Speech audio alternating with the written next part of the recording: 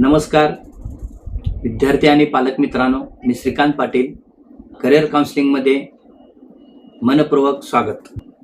21 जून 2026 रोजी होणाऱ्या नीट या एक्झामसाठी सर्व विद्यार्थ्यांना आणि विद्यार्थिनींना आमच्या करिअर काउन्सिलिंगच्या सर्व टीमच्या वतीनं सर्व विद्यार्थ्यांना शुभेच्छा देतो आणि काही सूचना आहेत, त्या सूचना मी आज विद्यार्थ्यांना या ठिकाणी सांगणार आहे। या 21 जून 2026 रोजी दुर्दैवानं रिनीट द्यावी लागली आणि रिनीटसाठी आपण रेडी आहात। आपण 21 तारखेला जाऊन रिनीट देणार आहात।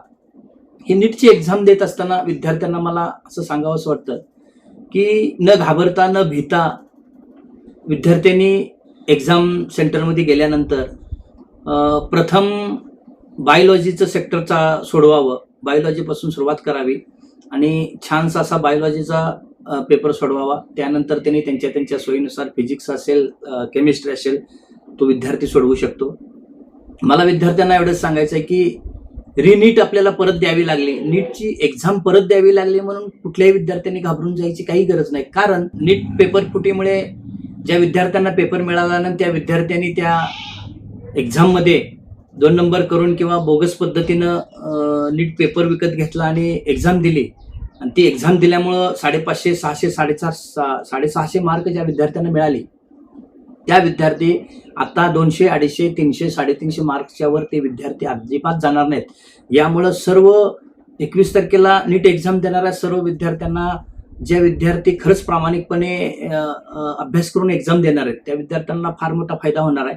कारण नीट एक्झाम नंतर ज्यावेळेस या नीट एक्झामचा रिझल्ट येणार आहे, 21 जूनमध्ये ज्यावेळेस तुम्ही एक्झाम देता त्या एक्झामचा रिझल्ट येणार आहे, त्यावेळेस रँक हे एकदम कमी येणार आहे। कारण गेली 2-3 वर्ष रँक का वाढत होता, तर ह्या बोगस पद्धतीनं नीट पेपर एक्झाम अगोदर 4-5 दिवस विकत घ्यायचा, त्याचा पाठपुरावा करायचा, तेवढाच कामापुरता अभ्यास करायचा। ज्या विद्यार्थ्याच्या पात्रता 200 मार्काची होती तो विद्यार्थी 550 ते 750 मार्कावर तो विद्यार्थी जात होता।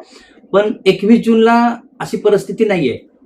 21 जूनला अशी परिस्थिती असणार आहे की जो प्रामाणिक विद्यार्थी आहे, जो अभ्यास केलाय, त्याच विद्यार्थ्यांना चांगली मार्क पडणार आहे आणि लाखो बोगस मार्क पडणारे विद्यार्थी त्यावेळेस वंचित असणार आहेत। त्याच्यामुळं मेरिटचं निकाल लागल्यानंतर मेरिट खाली येणार आहे, रँक खाली येणार आहे। त्याच्यामुळं माझी विनंती आहे सर्व विद्यार्थ्यांना आणि विद्यार्थिनींना, कुणीही घाबरून जाऊ नका, चांगल्या पद्धतीने पेपर सोडवा आणि निवांत राहा। पेपरचा निकाल लागल्यानंतर तुम्ही स्वतः आत्मसात करून घ्याल की खरंच पाटील सर आपल्याला असे बोलले होते की यावेळेस 21ला आपण ज्यावेळेस रिनीट देतो त्यामुळे आपल्याला फार मोठा फायदा होणार होता, तो त्या पद्धतीने फायदा झालाय असं तुम्हालाच वाटेल। त्याच्यामुळं मी अजून एकदा सर्वांना विनंती करतो की अजिबात टेन्शन घेऊ नका, अजिबात बर्डन खाली घेऊ नका। बिनधास्तपणे 3 मेला नीट एक्झाम झालीच नाही हे पहिलं डोक्यात घ्या।